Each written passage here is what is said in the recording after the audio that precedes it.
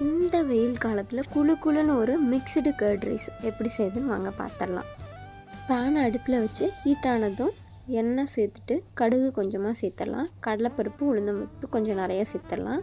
இப்போ சாப் பண்ணி வச்சுருக்க பெரிய வெங்காயம், பச்சை மிளகா, கொஞ்சமாக உப்பு சேர்த்து இதை நல்லா ஃப்ரை பண்ணி எடுத்துக்கலாம்.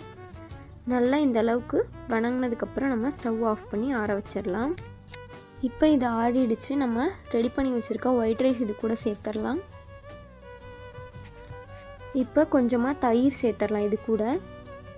இப்போ தயிர் சேர்த்துட்டு கொஞ்சமாக உப்பு சேர்த்துக்கலாம். உப்பு சேர்த்ததுக்கப்புறம் எல்லாத்தையும் நல்லா கலந்து விட்டுடலாம்.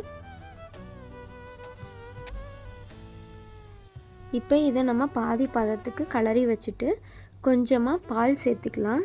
ஏன்னா அப்போ தான் கர்ட் ரைஸ் ஃப்ரெஷ்ஷாக இருக்கும். மத்தியானம் சாப்பிடும்போது புளிப்பு இல்லாமல் ஃப்ரெஷ்ஷாக இருக்கணும்னா நீங்களும் கொஞ்சம் பால் சேர்த்து செஞ்சுக்கோங்க.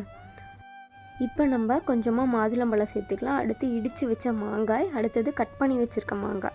இடித்து வச்சுருக்க மாங்காய் எதுக்காக போடுறோம் அப்படின்னா அது கூட ஃப்ளேவர் வரணுன்றதுக்காக போடுறோம்.